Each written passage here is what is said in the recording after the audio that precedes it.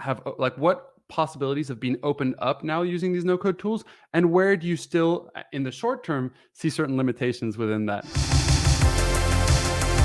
I think no-code tools, especially in the case of Webflow 4, fall into kind of four possibilities. The first is Webflow showcase websites, e-commerce websites, and so on, which is how it started. And I'm really glad that's how no-code started. It had a great foundation to build on top of, something that everyone could relate to. I wouldn't want it to start with crazy software and applications. Start with something that everyone needs. You know, the craze of building a website, landing page, especially things that until today, it still boggles my mind that people still pay $5,000 to $10,000 for a simple landing page. Like, you know what I mean? Like, we need to liberate people, give them the tools that they need to take their, ideas into their own hands. That's really what no code represents to me. So that's the first category. The second category is prototypes. This is for the startups out there, for the entrepreneurs out there who are using pitch decks and so on to raise investment, right? You have to understand when it comes to investors, their goal is to make money by investing into your company. And the more equity they have in your business, the more money they make. So the more prepared you come to that meeting,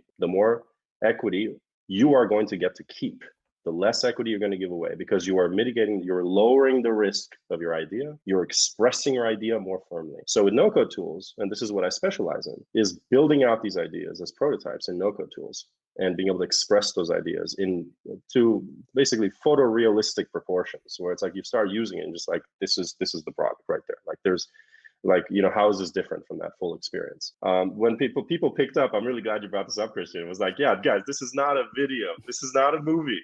This is actually built in Webflow. Like, there are people who played that and they're like, yeah, the tutorial I played with, it was nice. I was like, how did you play the tutorial? Like, I don't know how you played the tutorial.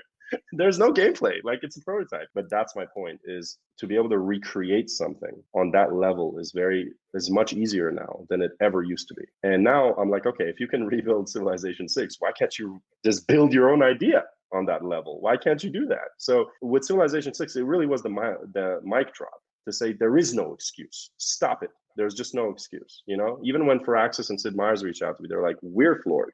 We don't know how you did that. Like, so I'm actually going to be, I'm really honored and humbled to be able to speak with them actually in December. We're going to be having a full live session with Sid Meier's and Firaxis team and Vlad Magdalin from Webflow, diving into how these things are possible today.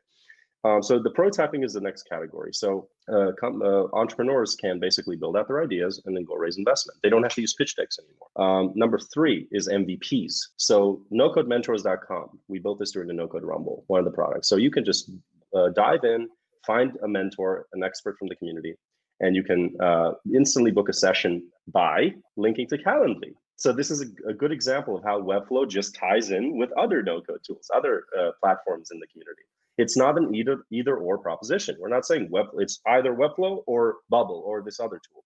You could use anything you like. Just earlier, you were talking to Mariam Hakubian, another fellow Armenian entrepreneur, with Softer. That's another amazing tool. That's also a great possibility for another subset of the no-code community. It is not a zero-sum game. I'm sick of seeing this competition, this unhealthy kind of, let's say, approach or ideology that's kind of creeping in from the software industry. This is not Windows versus Mac. This is much more open, right? So MVPs is another idea where we said, okay, with the limitations, you just mentioned the limitations, Christian. That's a good question. Like, how do we overcome those limitations? Well, first, you need to understand the limitations. In the case of Webflow, Webflow says you can have up to 10,000 CMS items. So we said, fine. Technically, every mentor in No Code Mentors is an individual CMS item. So we already know the limit, that it's about roughly 10,000. I'm not saying you have to stop at 10,000. There are ways Webflow can offer you enterprise opportunities to go even beyond that.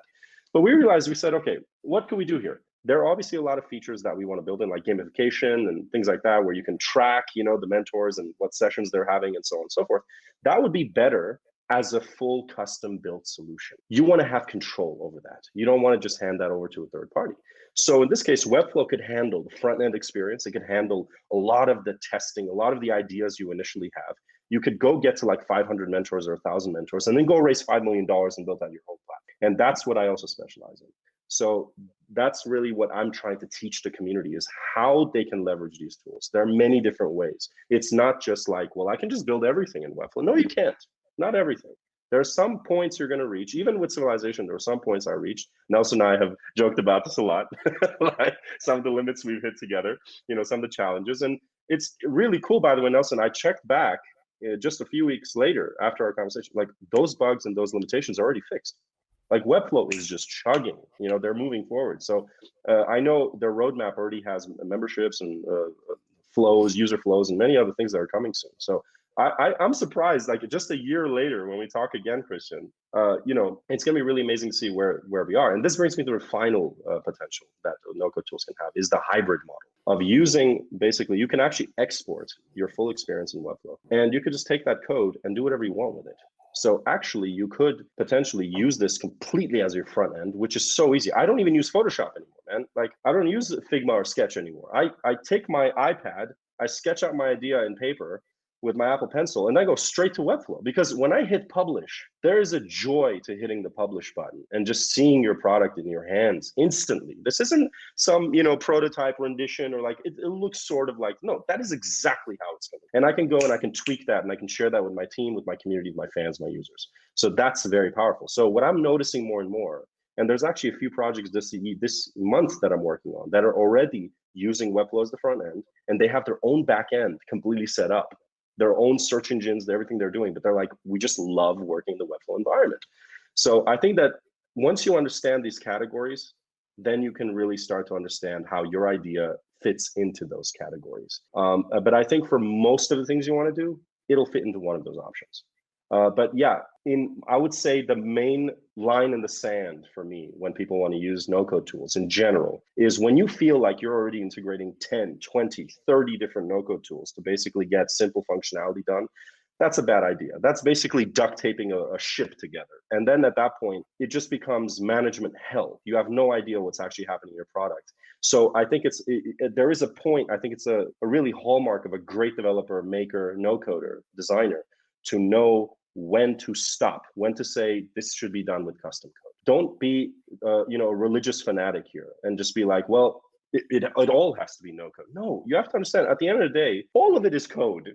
You're just not typing half of it. That's the only difference. So I think the trend, just to kind of a cliffhanger here for the future of where I think things are going, is that we are going to have a much healthier relationship between code and no code. It's going to be a healthy balance. This is going to be a bridge. What tools like Webflow are going to be a bridge for designers and developers to come together and figure out what the best balance is. In the same way that you don't only use JavaScript to build your website, you use many other languages as well. You use many other libraries as well. But knowing which tools to use when is the hallmark of a true expert.